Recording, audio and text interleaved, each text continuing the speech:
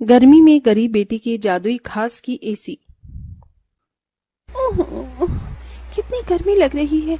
ऊपर से ये टेबल पंखा भी मरमर कर चल रहा है। एसी लगी होती तो मस्त नींद आती। तभी पंखा चलते चलते जोरदार आवाज करके बंद हो जाता है, जिसकी आवाज से गरीब सत्यकाम का परिवार जाग जाता है।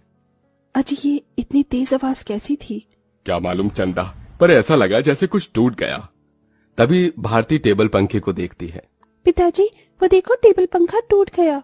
पंखा टूटा देखकर पूरा परिवार दुख जताने लगता है।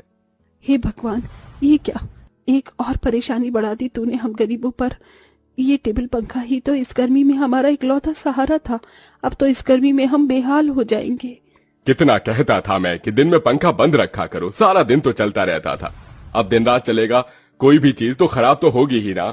एक एक पाई जोड़ कर लिया था ये पंखा, अब कहाँ से लाऊंगा तुम्हारे नए पंखे का दाम। इसीलिए तो कहती हूँ पिताजी कि घर में एक एसी लगवा दो। गर्मी भी नहीं लगेगी और नींद भी अच्छी आएगी।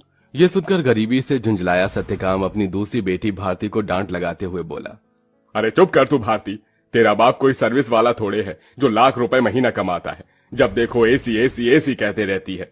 ये एसी सोफा सब अमीरों के घरों में होता है, हम गरीबों की औकात में नहीं है खरीदना। अजी, अब जाने भी तो बच्ची है। अब ही चलो सब सो जाओ। आस पड़ोस वाले भी इतनी रात में हम गरीबों के घर में से हल्ला गुल्ला होता सुनेंगे तो क्या कहेंगे। जैसे तैसे सब गर्मी में सो जाते हैं, लेकिन अपने गरीब माँ बाप बहन को गर्मी से बेहाल देखकर वो गरीब बेटी रात भर खुद सो भी नहीं पाई। अरे, सुबह हो गई, जल्दी से साफ सफाई कर लेती हूँ, फिर बाबा के लिए चाय भी बनानी है। घर में झाड़ू लगाकर जब वो घर के बाहर आकर देखती है तो आम के पेड़ से पूरे आंगन में पत्ते ही पत्ते बिखरे थे और पेड़ पर फल लगने को थे, जिसे देखकर वो खुश हो गई। अरे वाह, आम के पेड़ पर तो बेर लगने